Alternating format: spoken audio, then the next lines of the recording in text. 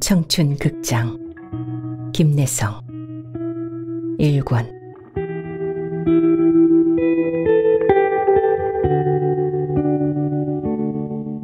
무장 없는 꽃.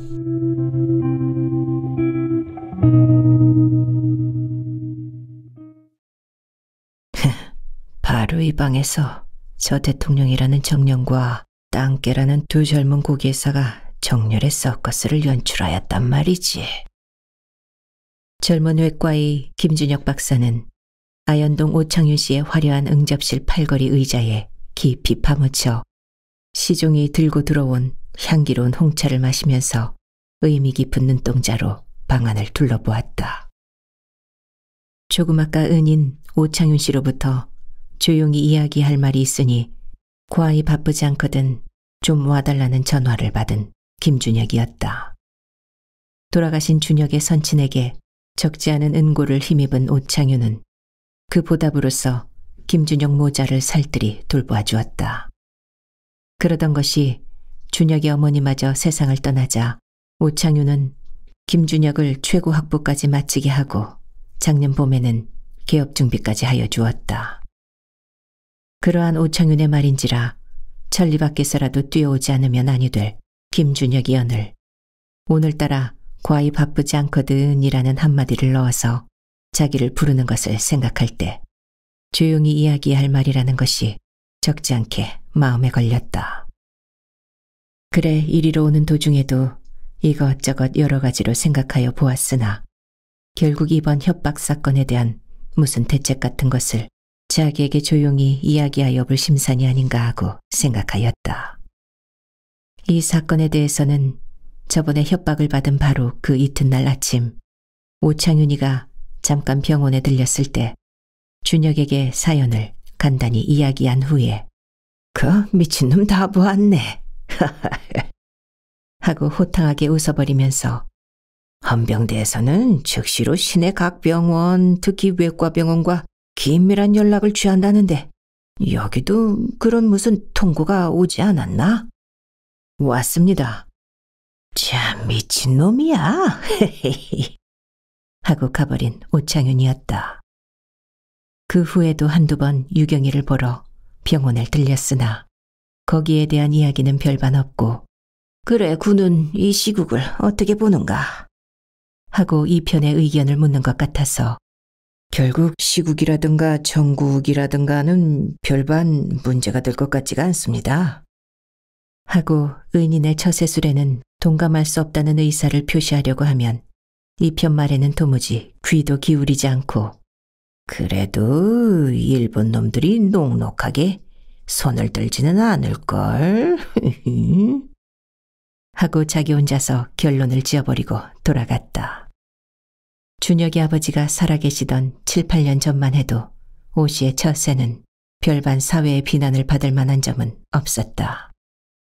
그러던 것이 운이 튀워 총독부의 산금 정책에 순응하여 금광에 손을 댄 것이 탈이어서 일확천금을 하고 보니 어깨가 저절로 으쓱했고 저도 모르는 사이에 장안의 명사가 되고 보니 과거에 있어서 모모 하는 이름 있는 애국자들도 발을 벗고 나서서 시국에 협력하는 판이라 신문사의 권유에 못 이기는 척하고 모모 하는 애국자들과 신문지상에서 어깨를 나란히 하고 몇 마디 외쳐봄으로써 명실공히 명사가 되어보려던 것이 도대체 잘못이었다.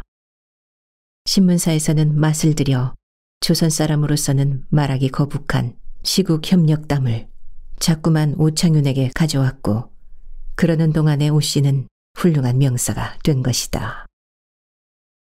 명사가 사람을 잡는다. 준혁은 그렇게 생각하여 왔었다.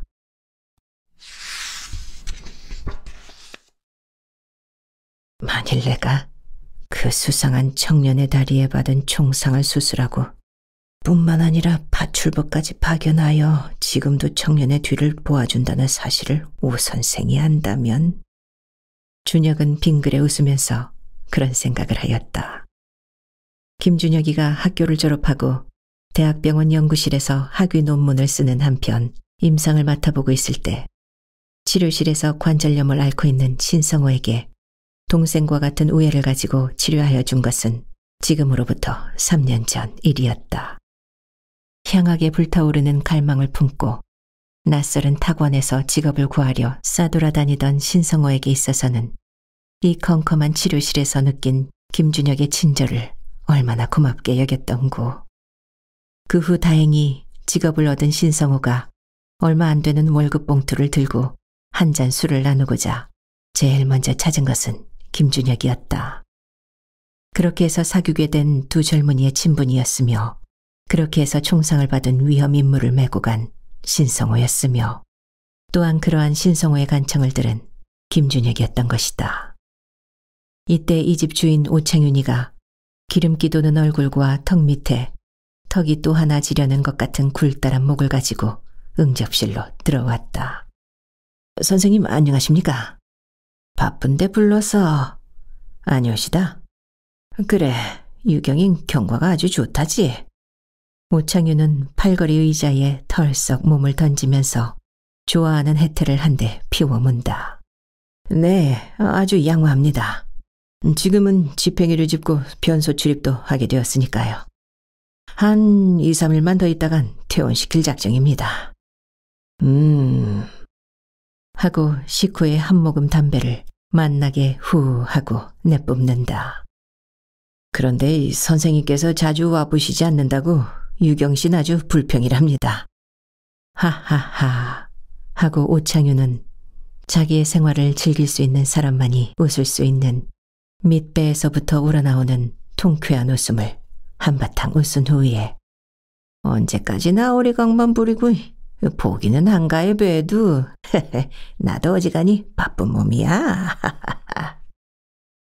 그 순간 오창윤은 병상에 누운 무남 동료 외딸 유경의 얼굴을 연상하는 대신 아버지 나 눈깔사탕 사 먹게 돈 좀 주세요. 네 하면서 자기의 손등을 꼬집어 뜯는 명월관 아랫목에 앉은 또 하나의 딸 박춘심이의 고 안타깝게 귀여운 동구스름한 얼굴을 연상하는 것이다. 아, 글쎄 고년이 사람의 간장을 다 녹여. 그런데 그 후 협박 사건에 관해서는 아직 아무런 단서도 못 잡았습니까?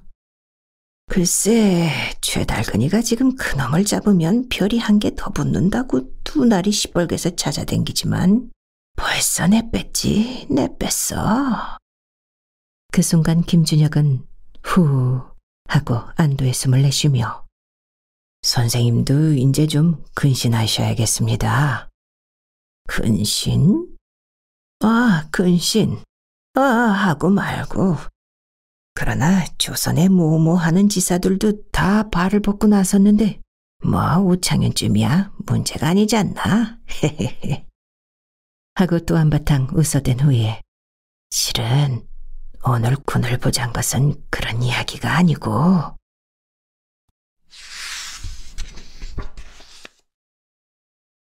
오창윤 씨가 오늘 자기를 부른 것이 협박 사건에 관한 이야기가 아니라면 대체 무엇일까? 준혁은 얼굴을 가다듬고 오 씨를 바라보았다. 실은 유경이에게 관한 이야기인데 우리 부모된 사람의 눈에는 아직 어린애로서 밖에는 더 보이지 않지만 또 한편 가만히 생각하면 그만했으면 먹을 나이는 다 먹은 것 같기도 하고 관연한 처녀가 공부를 합네 하고 현해탄을 왔다 갔다 하다가 또 무슨 실수를 하는지 알겠나. 그래서 그의 어머니하고도 여러 번 상의하여 보았지만 그리고는 잠깐 말을 끊고 담배를 두어 모금 후 하고 내뿜더니 이건 무슨 돌아가신 군의 선친하고 그 어떤 확고한 언약이 있었다는 건 아니지만 아시다시피 군의 선친하고 나하고는 막역한 사이여서 술좌석 같은 데선 일수 농담 비슷한 말을 잘 했었거든. 군의 선친은 술이 한 잔 얼근하면 그때 서너 너댓 살밖에 안 된 군을 무릎 위에 올려놓고 날더러 하는 말이 자네 어서 얌전한 딸을 하나 낳게 내 며느리를 삼으리. 그런 말을 일수 잘했었어. 물론 농담이지만. 오창윤은 그러면서 준혁의 얼굴을 물끄러미 바라보았다. 물론 아무리 부모의 의사가 그러하다고 해도 문제는 당자에 있는 것이니까 이 유경이에게 대한 군의 의견과 군에게 대한 유경이의 생각을 존중해야만 될 것은 나로서도 모르는 배는 아니지만 보아하니 군도 다행히 유경을 과히 허술히 보는 것 같지 않고 또 유경이도 군을 매우 따르는 것 같이 보이게 하는 말이네. 물론 부모된 우리가 잘못 보았는지는 또 모르지만도 솔직하게 말하면 유경의 남편으로서는 군은 좀 과분해. 좀 더 이렇다 하는 좋은 혼처가 있어서 군의 배필을 두어준다면 군의 선친에게도 별 면목이 서겠지만 선생님 무슨 말씀을. 그것이야말로 과분한 말이었다. 아무리 응고를 힘입었다 해도 배은하기가 일수인 이 세상에서 최고 학부까지 교육을 시켜준 것만 해도 감사하거늘 오늘날 이처럼 자신을 극도로 낮추어 대해주는 오창윤의 은근한 애정이 한없이 기쁜 김준혁이었다. 더구나 유경으로 말하면 오랫동안 자기가 은근히 사모하여 온 화원에 향기롭게 핀 꽃이 아니었던고. 그 아름다운 꽃을 자기에게 따라는 오창윤 씨였다. 아니, 따서는 아니 될 금단의 꽃일지라도 조만간 딸 수밖에 없었던 김준혁의 정열이었다. 더구나 어여쁜 꽃에 넘나드는 묻 봉첩의 희롱으로 말미암아 자기가 아껴 안 따더라도 조만간 떼어버릴 무장없는 한떨기 청아한 꽃 오유경. 공부를 합내하고 현해탄을 건너다니다가 실수하기 전에 따버리라는 오창윤 씨의 이 한마디가 더 한층 김준혁을 초조케 하였다. 아니 봉첩은 벌써 현해탄을 건너다니는 사이에 넘나든 것이나 저번 유경이가 귀국하는 날 경성역에서 3등차를 같이 타고 오다가 헤어진 사각모를 쓴 학생의 기억이 새삼스럽게 새로운 준혁이다. 하여튼 그쯤 알고 될 수 있으면 이번 동경으로 가기 전에 약혼식만이라도 거행하였으면 하는데. 선생님 고맙습니다. 선생님과 사모님의 뜻이 그러하시다면 저는 그 뜻을 배반하지 않도록 노력하겠습니다. 나도 기쁘이. 애꾸는의 역사.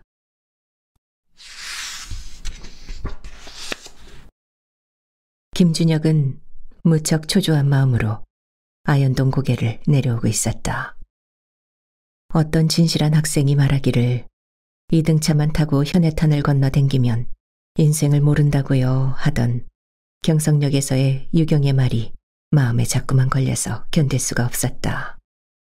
그 진실한 학생이란 물론 북행열차 3등객실에서 유경이와 손을 내저으면서 헤어진 사각모임에 틀림없을 것이다. 그리고 그 사각모는 유경이가 수술실에서 헛소리로 고백을 한 배경민이란 사람에 틀림없을 것이다.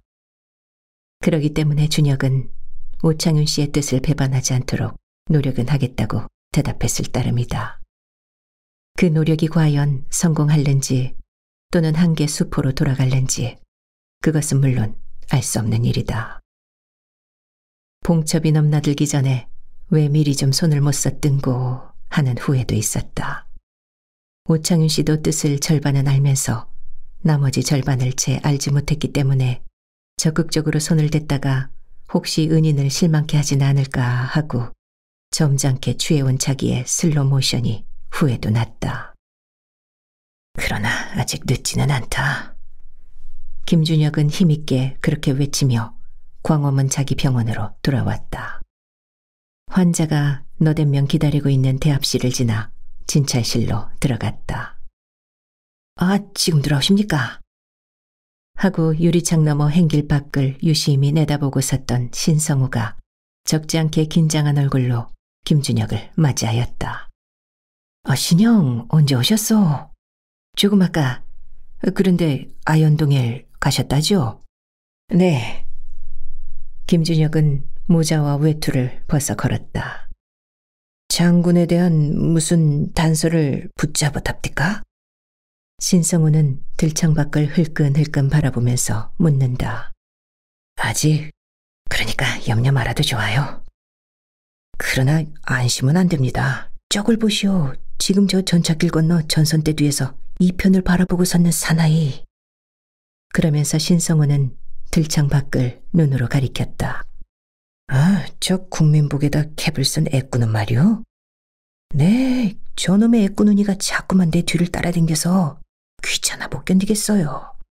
저번 청량리 장군 있는 데를 갈 때도 저 애꾸눈이 때문에 2시간이나 걸렸죠. 이리저리로 피해가느라고요. 대관절 누굽니까? 헌병 앞제비죠. 저번에 말씀드린 땅깨 앞제비입니다. 땅깨는 내가 분명히 장군이 거주하는 데를 알고 있을 줄 믿고 자꾸만 앞제비를 내세우죠. 그렇다면 좀 주의를 해야겠는데요. 그때 간호부가 문을 방씩 열고 저 환자가 기다리는데요, 선생님. 아, 조금만 더 기다려. 하고 간호부를 물리쳤다. 그래, 오늘 김 선생님을 찾아온 것은? 하고 신성우는 잠시 말하기를 주저하다가 대단히 미안한 청입니다만 한 500원가량 좀 돌려주셨으면 하고요. 장군이 인젠 거의 다리도 나아가고 해서 기회를 보아 북으로 들어가겠다고요. 500원. 물론 후일 제가 갚아드리겠습니다만.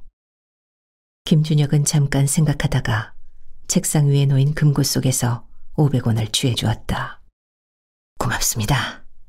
신성우는 김준혁의 손을 힘있게 잡았다. 그런데 저 장군을 간호하는 파출부, 그이는 물론 신용할 만한 사람이겠죠? 절대적으로 신용하여도 좋습니다. 세상 사람의 전부가 이 김준혁을 배반하여도 그이만은 배반하지 않을 것입니다. 대지의 안정성을 믿는 것처럼 자신 있는 대답을 김준혁은 하였다.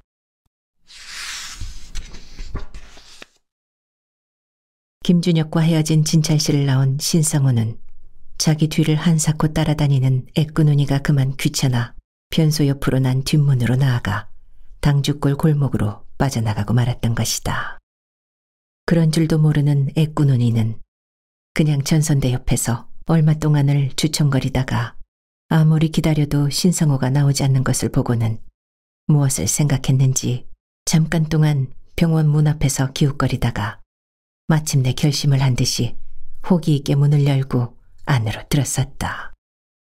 선생 계신가요? 애꾸눈이가 지나가는 간호부 한 사람을 붙들고 그렇게 물었다. 네, 지금 진찰실에 계시는데 어떻게 오셨어요? 잠깐 선생을 뵈러 왔는데 난 이런 사람이요. 하고 애꾸눈이가 한 장의 명함을 간호부에게 내주었다. 네, 그러셔요? 미안하지만 잠깐만 기다리세요. 간호부는 명함을 들고 분주스레 진찰실로 들어갔다. 선생님, 이런 분이 오셨는데요. 김준혁은 환자의 가슴에서 청진기를 떼면서 명함을 들여다보았다. 헌병보조원 박택준길, 들어오라고 그래. 이윽고 애꾸눈이는 대합실에 있는 환자들의 얼굴을 유심히 들여다보면서 진찰실로 들어왔다. 앉으시지요. 제가 김준혁입니다. 헌병대 호자와입니다. 분주하신데 미안합니다. 잠깐 여쭤볼 말씀이 있어서 들렸습니다. 애꾸눈이는 권하는 대로 의자에 앉아 담배를 붙여물며 일어로 물었다. 다른 것이 아니라 선생은 태양출판사에 있는 신성우라는 사람을 혹시 아시는지요?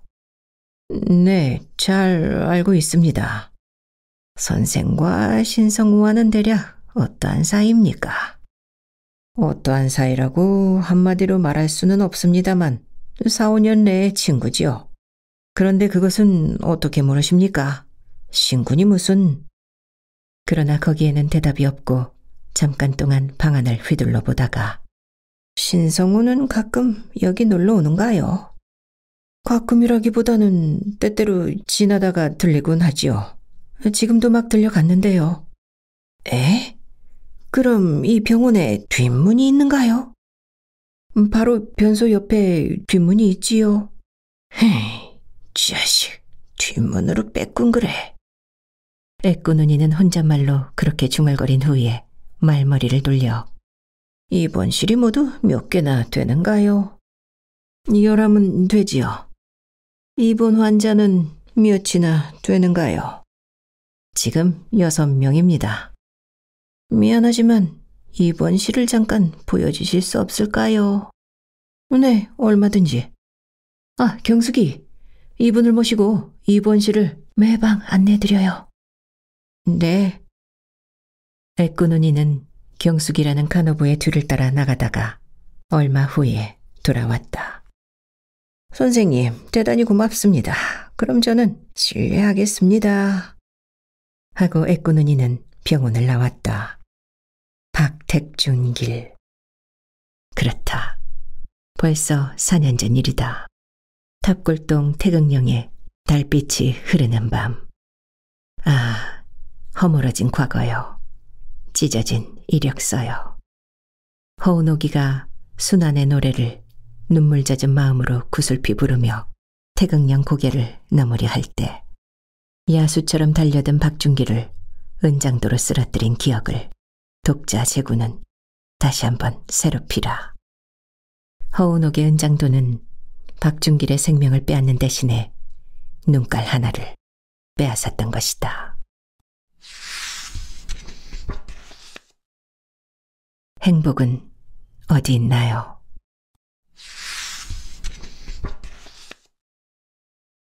행복은 어디 있나요? 행복은 행복을 그리워하는 순간에 있다. 행복은 어디 있나요?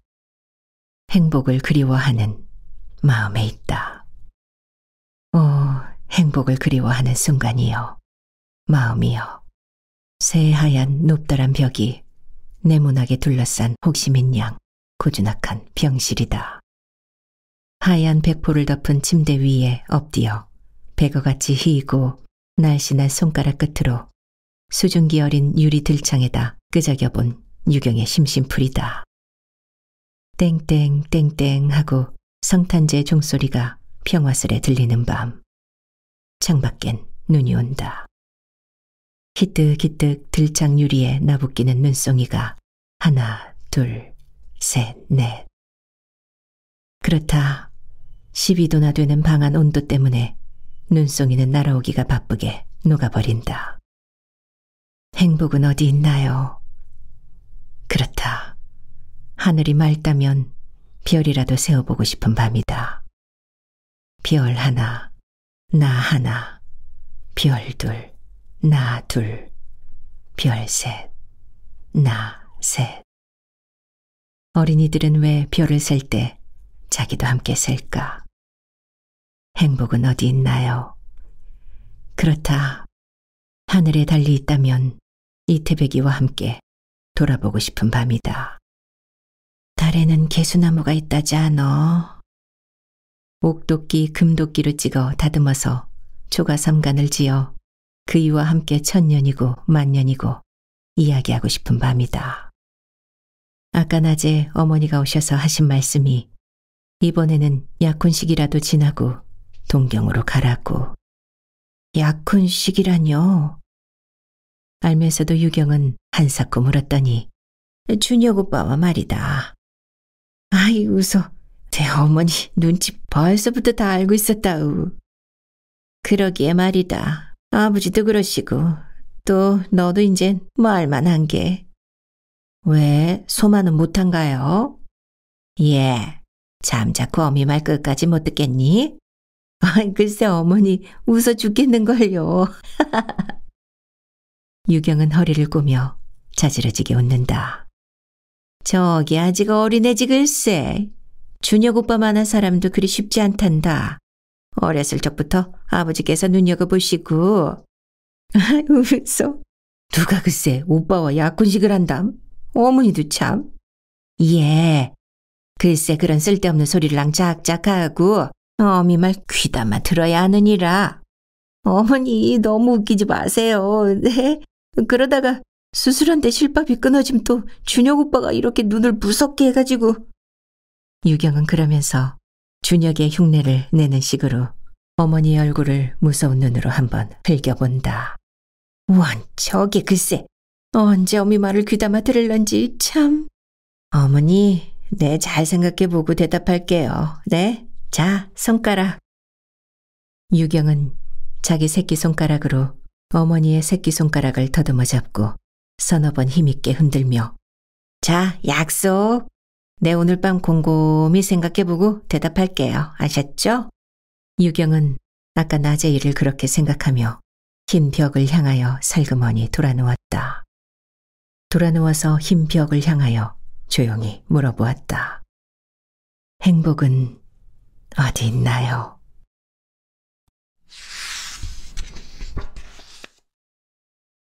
노크 소리와 함께 간호부 경숙이가 체온기를 들고 들어왔다. 인젠 열도 없는데 제자 넣어도 되지 않아요? 유경은 방글방글 웃는 낯으로 간호부를 쳐다보았다. 아냐요. 선생님한테 꾸중을 듣는답니다. 직무태만으로요. 그까지 선생님이 뭐가 무서워요? 아냐요. 모르시게 그러시지. 순할 땐 무척 순하셔도. 그러다가 문득 들창을 바라보며 행복은 어디 있나요? 행복을 그리워하는 순간? 저게 시가 아니에요? 시? 시 같아요? 짤막짤막한 게 시 같지 않으세요? 아, 짤막짤막하니까 시 좋아해요? 좋아하지만 저보다도 운옥 언니가 더 시를 좋아한답니다. 누구? 운옥 언니? 네, 지금은 출장을 나갔지만 운옥 언니는 한시를 더 좋아한답니다. 한시를? 한문 공부가 많은 이하요? 네, 어렸을 때 아버지한테 많이 배웠다고요. 이거 운옥 언니가 써준 거예요. 그러면서 경숙은 허리춤에서 한지에다 모필로 쓴 시 한 구를 꺼내 유경에게 보였다. 운옥 언니가 제일 좋아하는 시라고요.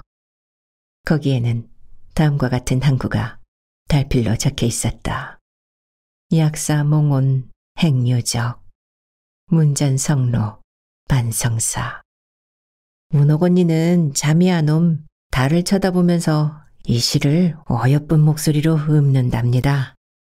꿈에도 발자취가 있다면 님이 계시는 집 대문 밖의 돌길이 절반은 모세가 됐을 거라고요. 그만했음 상당하죠? 그러나 유경은 아무런 대답도 없이 한시를 집어서 도루 경숙에게 내주었다. 그리고는 안재도 된다던 체온기를 경숙의 손에서 뺐듯이 하여 자기 겨드랑이 밑에다 꼈다. 좋은 시죠? 좋은 시로군요. 그리고는 몸을 돌려 벽을 향하여 누웠다.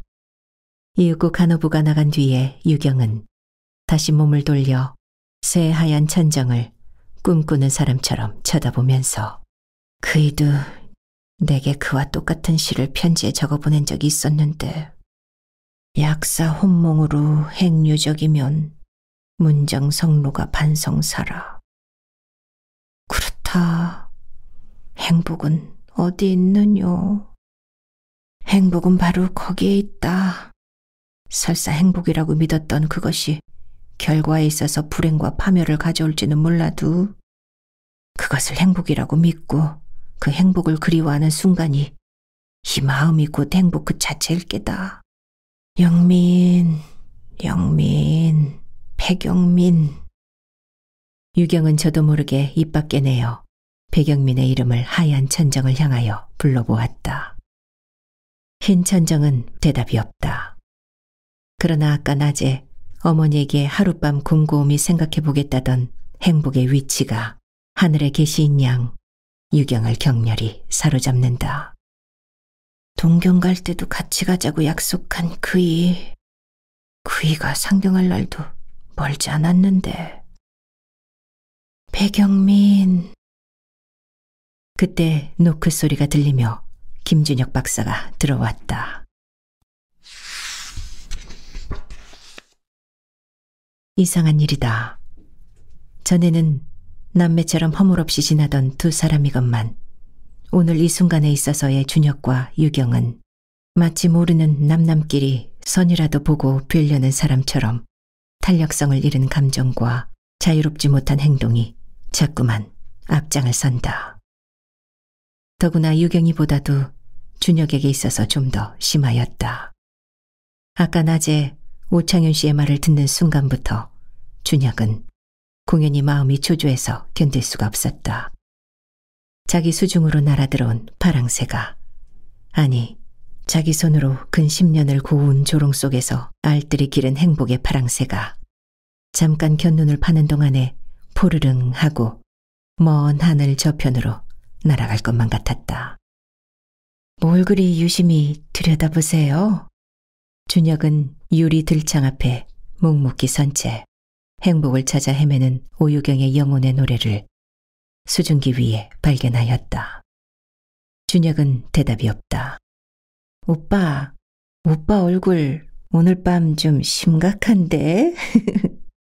하고 입에다 손을 대고 웃음을 깨물면서 아까 낮에 아현동 가셨죠? 갔었죠.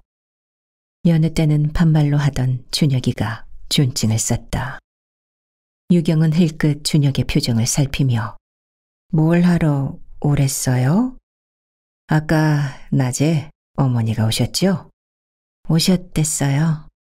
뭘 하러 오셨댔어요? 유경은 또 입에다 손을 갖다 댔다. 웃긴 왜 웃어요? 웃기니까 웃죠 뭐. 누가 웃겨요? 어머니도 웃기고 또 오빠도 웃기고요. 내가 언제 유경 씨를 웃겼단 말이오? 아이 참 웃겨. 동생에게서 경어를 쓰는 오빠가 이 세상에 어디 있담. 그러면서 유경은 샛별같이 윤택 있는 눈동자로 자기를 묵묵히 바라다보는 준혁의 이글이글한 얼굴을 눈부신 듯이 쏘아보았다. 암만 해도 이번 방학엔 준혁 오빠가 좀 이상한걸요 뭐. 정거장에 마중 나왔을 땐 그렇지 않았었지만 수술을 하고 나선 어딘가 우울하고 때로는 심각하고 동생에게 경어를 쓰고 유경이가 유경씨가 되고. 김준혁 박사는 대답을 못했다. 그만큼 능란하질 못했다. 유경이가 자꾸만 경계선을 그으면 그을수록 준혁의 마음은 자꾸만 굳어만 간다. 조롱 속에서 고스란히 자라던 파랑새가 자꾸만 창공을 그리워한다. 그 푸르고 넓은 하늘을 무슨 컴컴한 장막으로 가리워주고도 싶은 준혁이다. 유경이. 네. 준혁은 유리창에 쓰인 유경의 행복의 위치를 신문지로 벅벅 문지르며 부드러운 목소리로 나는 문학도 모르고 시도 모르는 하나의 과학자요, 현실주의자요. 행복이란 것은 먼 산 너머에 있는 것이 아니요. 그것은 행복 같은 것일런지는 몰라도 행복 그것은 아니요. 행복은 먼 곳에 있는 것이 아니고 바로 우리 주위에 있는 것이요. 바로 우리 눈앞에 있는 것이요. 문제는 우리 눈앞에 굴러댕기는 행복을 잘 캐치할 수 있는 명민과 양식이 있느냐 없느냐에 달린 것이라고 생각하오. 유경이.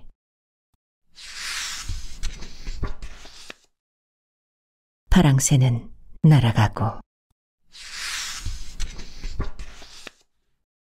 준혁의 뿌리를 가진 인생관과 무게 있는 정열은 마침내 하나의 기지와 재롱으로서 힘써 그으려 하던 오유경의 경계선을 돌파하고야 말았다.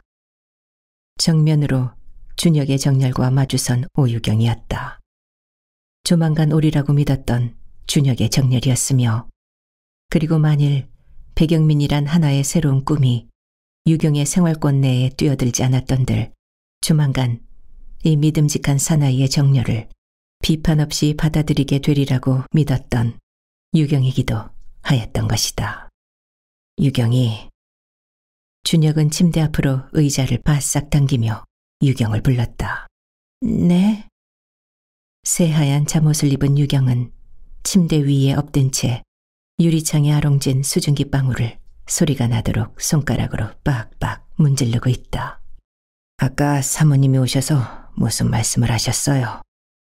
이번 방학엔 약혼식이라도 지내고 동경을 가도 가라고요. 그래, 뭐라고 대답했소? 하룻밤 곰곰이 생각해보겠다고 그랬죠, 뭐. 유경은 유리창에서 빠드득 빠드득 소리가 나도록 열심히 손가락으로 문질러댄다. 손가락이 휘어 아프도록 문질러댄다. 왜 그러고 있는지 유경 자신도 알 수 없다. 그래, 생각해봤어요? 오빠, 하고 유경은 그때 힘있게 부르며 침대 위에 일어나 앉았다. 나 좀 더 이대로 두어주세요, 네? 준혁은 놀래어 유경의 얼굴을 쳐다보았다. 이대로 1년만 더 내버려 둬주세요.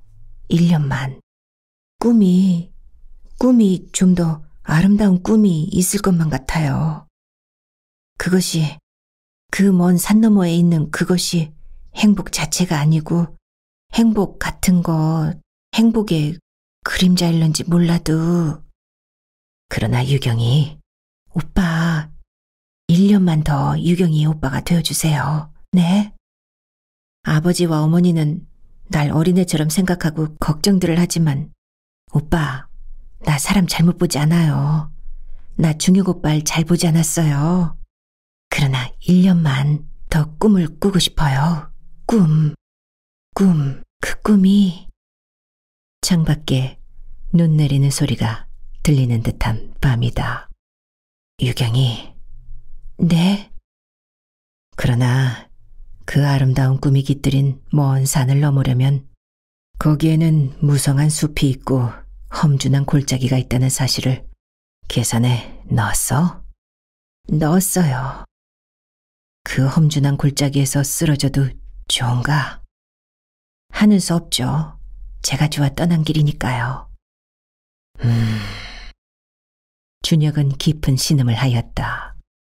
오빠가 날 진정으로 귀환담, 이 소원 들어주세요. 네? 행복이 아니고 행복의 그림자라도 후회를 안 한다면? 아니요. 유경은 머리를 살랑살랑 흔들었다. 그이가 백영민이란 학생이 유경의 마음을 그처럼 굳세게 붙잡았다는 말인가? 그러면서 준혁은 의자에서 벌떡 몸을 일으켜 눈 오는 창밖과 우뚝 마주섰다. 백영민 씨 아세요?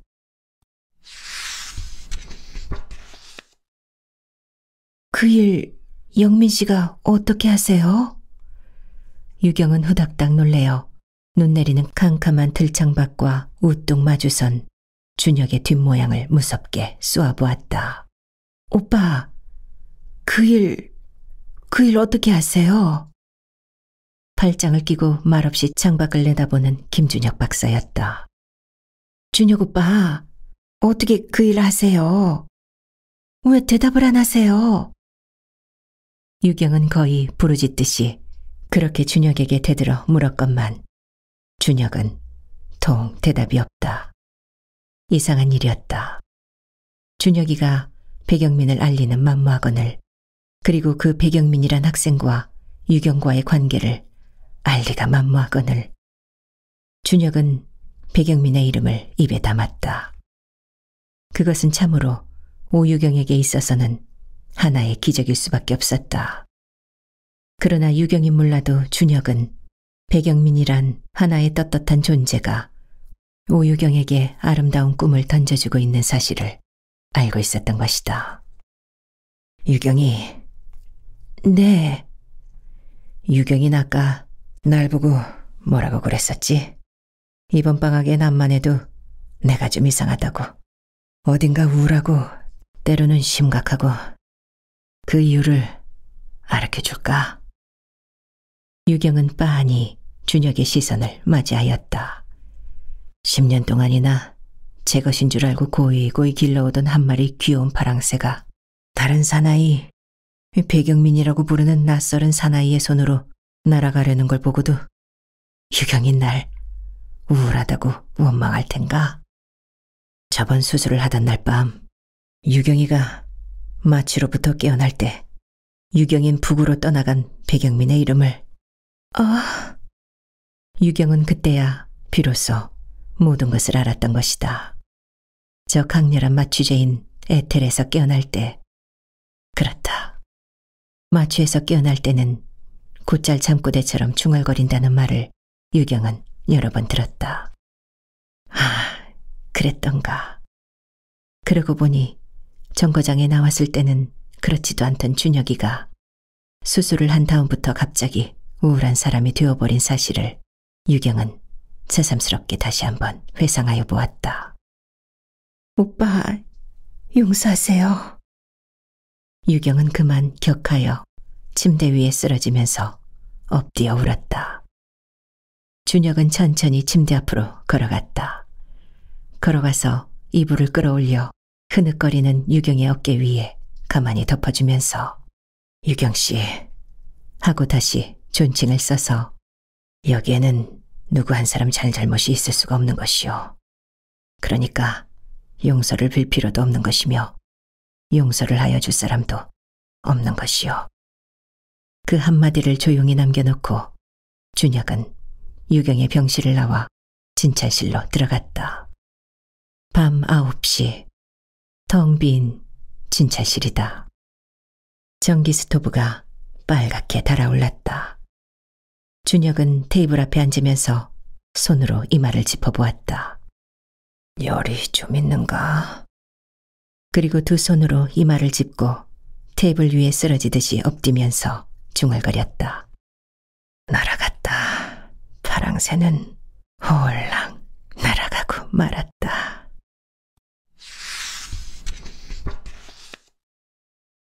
너무 쉽사리 날아가 버린 파랑새였다.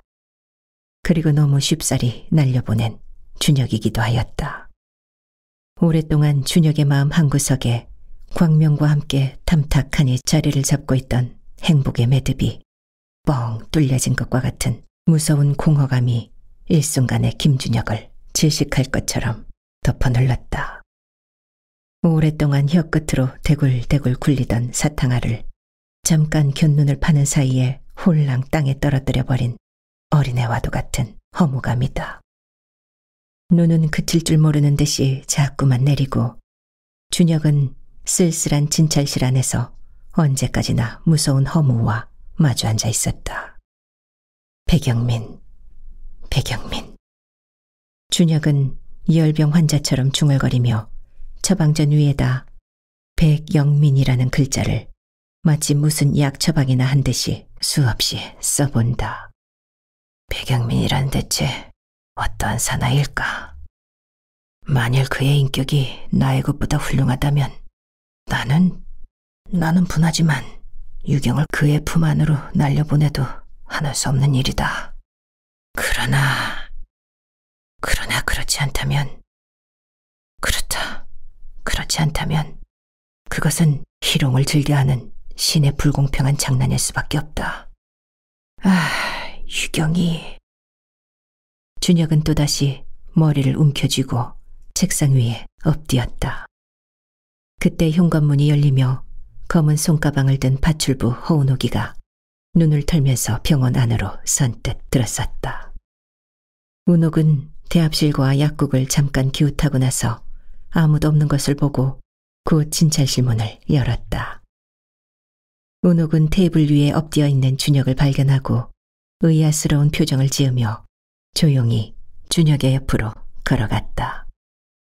걸어가면서 은옥은 재빠르게 벽에 걸린 준혁의 외투를 벗겨 들고 준혁의 등 뒤로 돌아가 가만히 어깨 위에 씌워주었다. 선생님, 감기 드시면 어떡하시려고? 준혁은 머리를 번쩍 들었다. 은옥 씨가 아니요. 선생님, 어디 편찮으시나요? 어떻게 이 밤중에? 안색이 나쁘신 것 같으신데. 환자에게 무슨 일이 생겼소? 눈이 벌게졌어요. 선생님 신혈이 나시는 게 아니세요? 두 사람은 입을 다물었다. 말이 얽히질 않는다. 그것은 분명히 대화는 아니었다.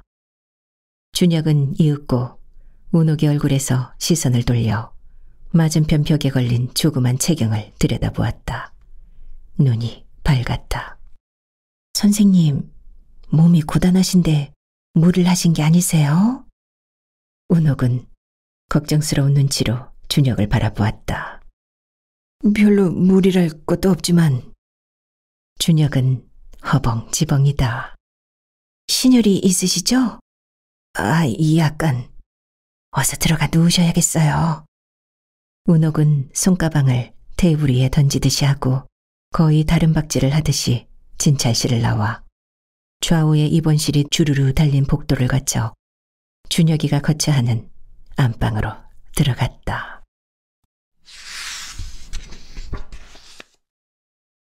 제2의 연인. 병원에선 간호부요, 회계요, 안방에선 가정부요, 친모인 허은옥이었다. 입원 환자가 많아 식모가 혼자서 손이 돌지 않으면 부엌에도 은옥은 섰다. 누가 시켜서 하는 일은 아니다.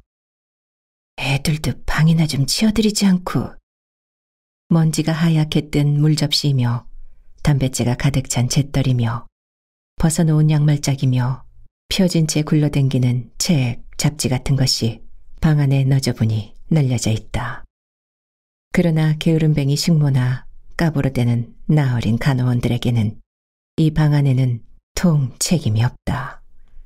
은옥은 아랫목으로 내려가 방바닥을 만져보았다. 차지는 않으나 덥지도 않다. 어멈! 식모를 불렀다. 네. 뜰 아랫방 문이 열리며 아유, 언제 오셨수? 지금 왔어요. 그런데 안방에 불 좀 더 떼줘요. 선생님이 감기를 드시나 봐요. 아유, 어쩌면. 식모는 수선을 떨며 부엌으로 들어간다. 운옥은 방 안을 깨끗이 치우고 아랫목에 이부자리를 폈다. 독신자에게는 빈틈이 많다.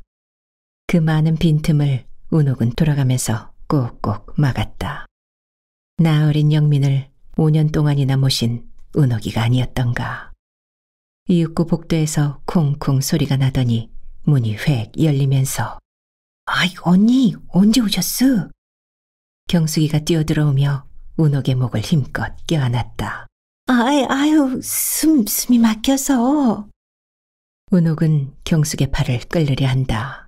언니 보고 싶었어. 경숙은 어린애처럼 은옥의 품에 얼굴을 파묻으며 어리광을 부린다. 난 꼭 언니를 떼우는 줄만 알았구려. 경숙이도 누가 나 같은 걸 떼갈 사람이 있을라고? 말맙슈. 파출부에겐 유혹이 많다던데 뭐. 유혹? 이것이 못하는 재령이 없어. 그러면서 은옥은 귀여운 듯이 경숙의 몸뚱이를 꼭 부다놔 주었다. 장일수의 타오르는 얼굴이 눈앞에 아른거린다. 늘 언니하고 같이 자다가 혼자 자려니까 가슴패기가 허순해서 잘 수가 없는 걸 보. 어린애인가? 언니 또 가슈? 아니. 아이, 좋아. 좋은 언니야. 경숙은 재빠르게 은옥의 뺨에다가 키스를 한다. 이것이 그러면 못 써. 자, 저리 비켜. 은옥은 경숙의 어깨를 살그머니 밀면서 다들 어디 갔어?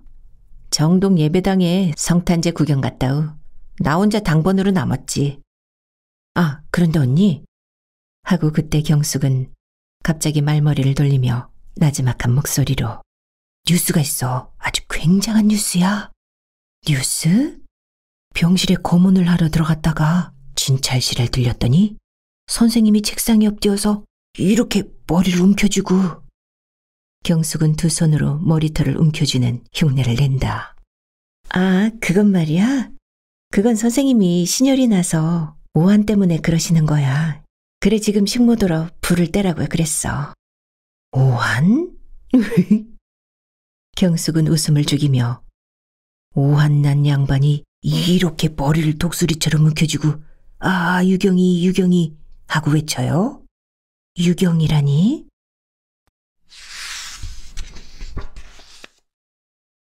경숙은 눈이 둥그레지며 언닌 이로실에 입원한 오유경이란 여자를 모르슈? 몰라. 어떤 여자야? 아, 저 아현동 오 선생님 따님 말이에요. 이 병원의 물주. 아, 참 언닌 정말 모르겠수. 언니가 파출부로 떠나는 날 저녁에 수술을 했다우. 오창윤과 김준혁 박사와의 관계라든가 또는 머지않아 동경가 있는 오 씨의 딸과 준혁이가 약혼을 하리라는 추측은 벌써부터 운옥도 하고 있었다. 그래, 그이가 무슨 수술을 했어? 맹장염? 경과는 어때? 아주 좋아요. 2, 3일 후엔 퇴원을 한다고요.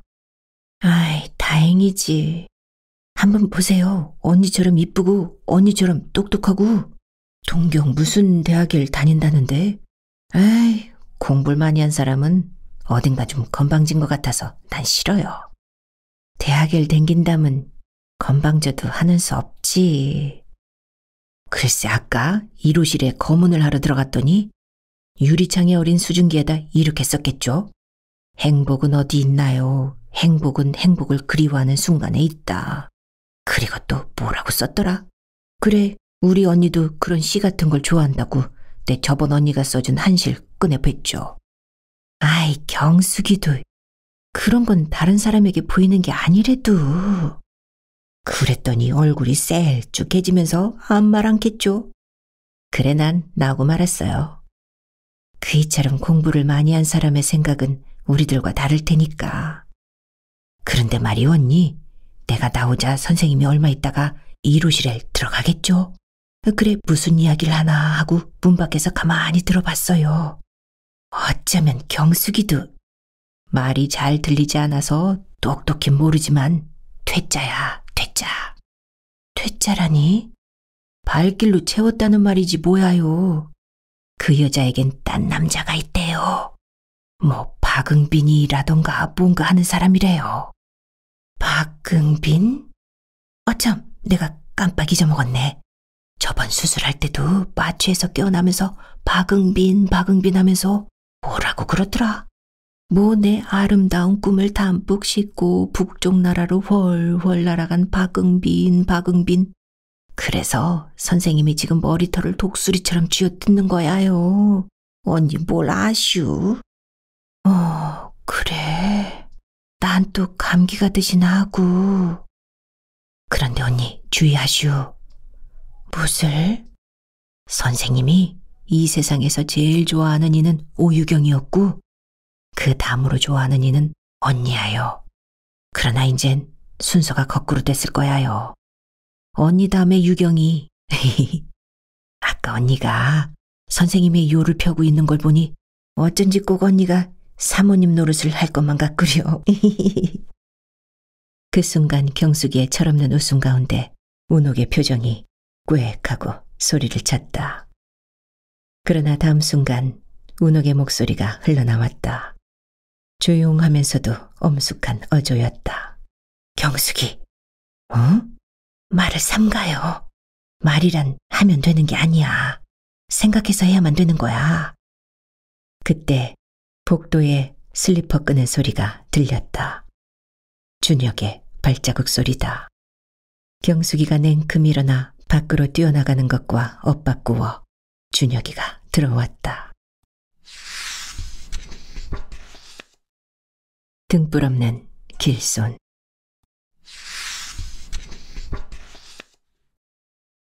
깨끗이 치워진 방안과 아랫목에 깔아놓은 침구가 무엇보다 먼저 준혁의 눈에 띄어 들어왔다.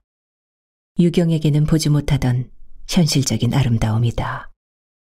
운옥은 얼른 몸을 일으켜 준혁과 엇바꾸어 밖으로 나가며 선생님 어서 들어누우셔야겠어요. 아스피린 가져올까요? 아, 운옥 씨 잠깐. 나가려는 운옥을 준혁은 불러들였다. 환자를 내버려 두고 어떻게 왔소?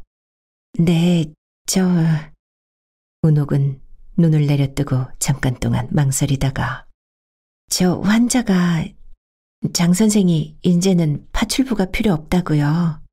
벌써부터 그런 말을 하시는 걸 선생님의 지시도 없고 해서 그냥 눌러 있었어요. 그래, 오늘은 정말 파출부를 정식으로 해고한다고 그래서 왔어요. 그럴 리가 있나?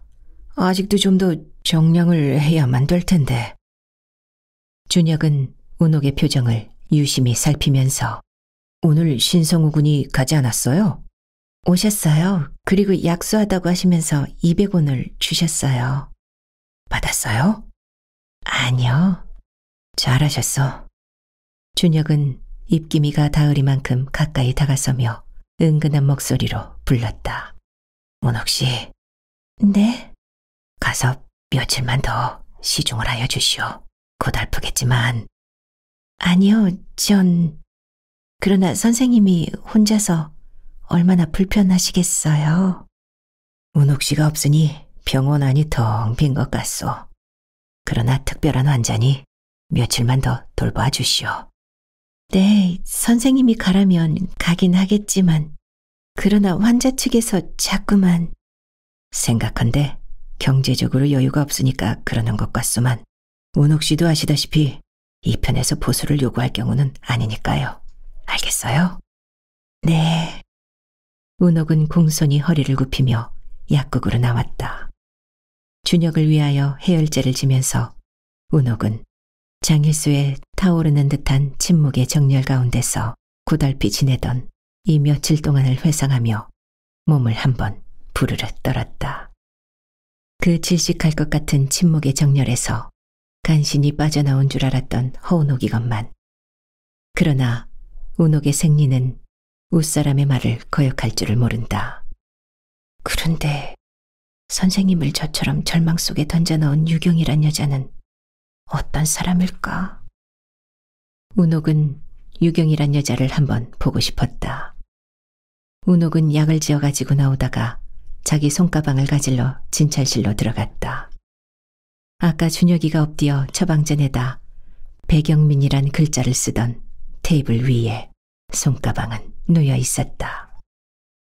운옥은 손을 뻗쳐 가방을 들었다. 아니, 들으려 하던 바로 그 순간이다. 운옥은 문득 테이블 위를 들여다보았다. 잉크병, 철필통, 잿더리, 담뱃갑, 명함꽂이, 서적, 그리고 배경민의 이름을 영자로 수없이 써놓은 처방전. 이런 것들이 일시에 운옥의 시야에 뛰어들었다. 준혁의 처방전을 읽을 줄 아는 운옥이니 알파벳을 모를 리는 없다. 그러나 처방전에 끄적거린 배경민이라는 글자보다도 좀 더 낯익은 글자가 한 걸음 먼저 운옥의 시선을 붙잡았던 것이니 그것은 명함꽂이에 꽂혀있는 박택준길이라는 네 글자였다.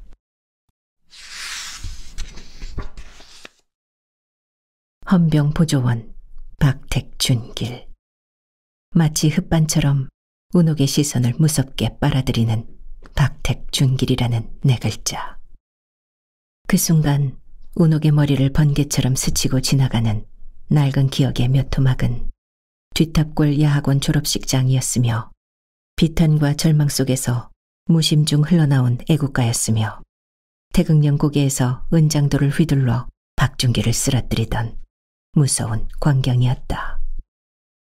고독하고 고달프나마 이해 많은 김준혁 박사 밑에서 비교적 평온하게 지내온 과거 1년 동안의 허운옥의 생활이 다시금 파괴되려는 순간이다.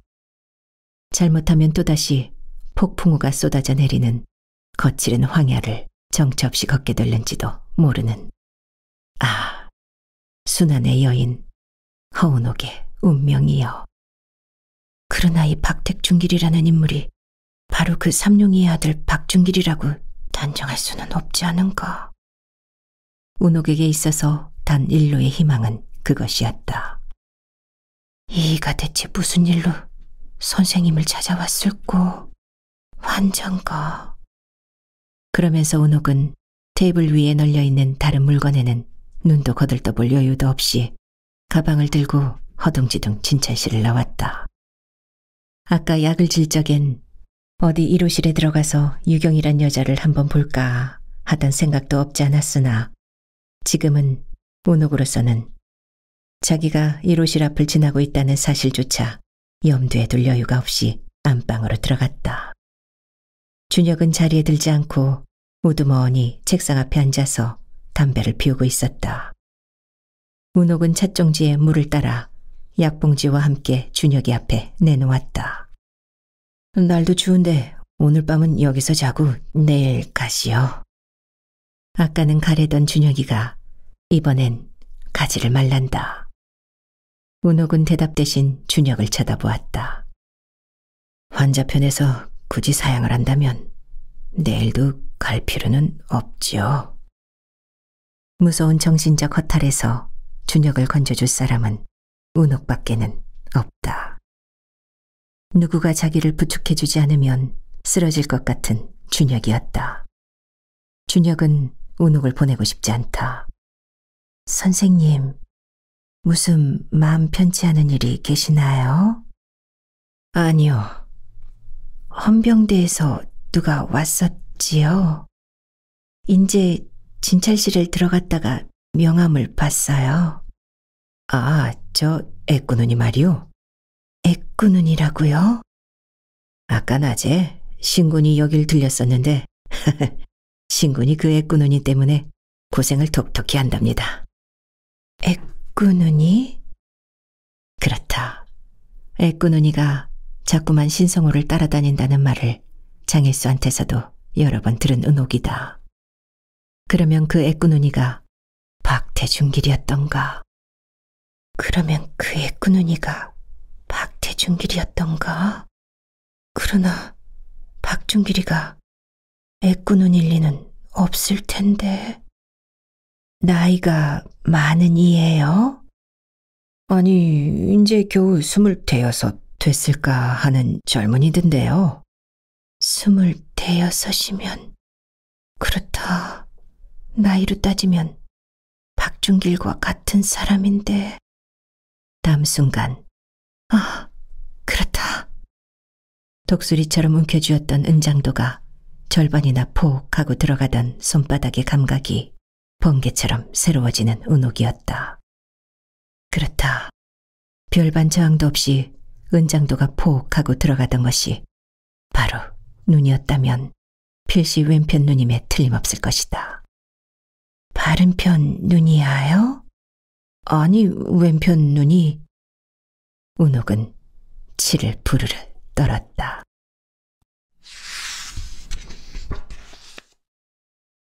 땅개 최달근의 앞제비인 애꾸눈이 박준길. 그 박준길이가 지금은 장일수의 행적을 더듬노라고 눈이 벌게져 다니지만 그가 만일 오늘 자기가 들어왔던 이 김준혁 외과에서 허상진이의 딸 운옥을 발견한다면 아, 무서운 일이다. 언제 어느 때 박준길이가 이 병원 안으로 선뜻 들어설는지 누가 알랴.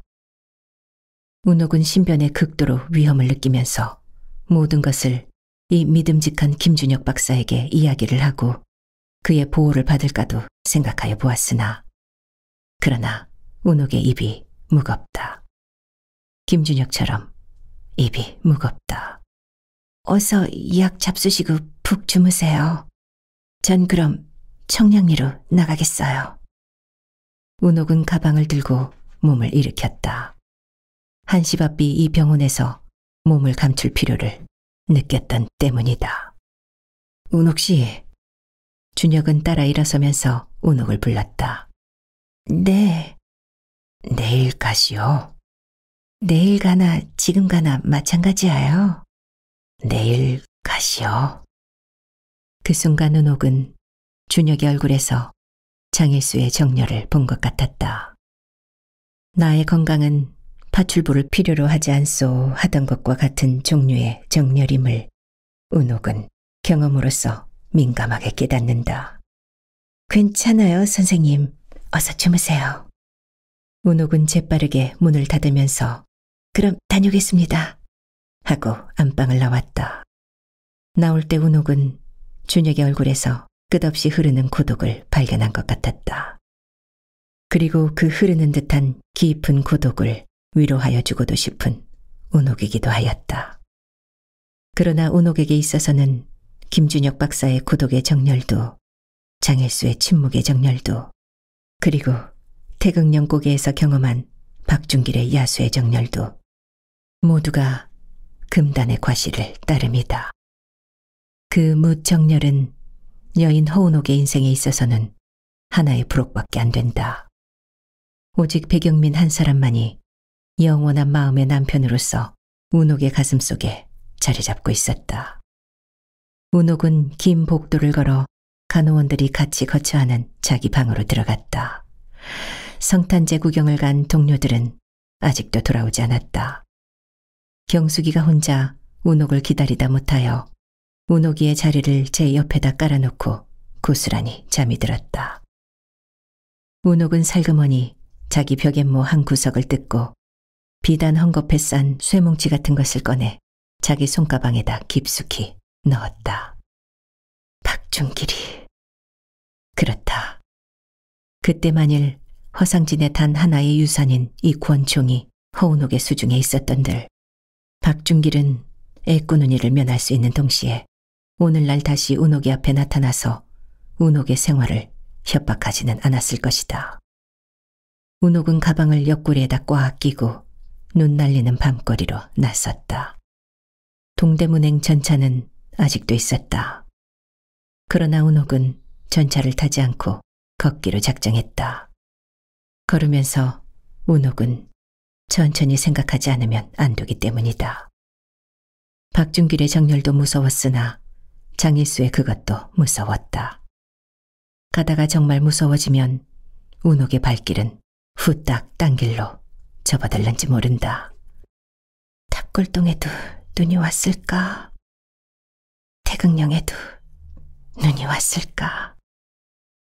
며칠 후에 상경하리라는 영민의 모습을, 4년 전 그대로의 영민의 모습을 눈 내리는 허공 중에 정밀한 화공인 양 운옥은 그려본다.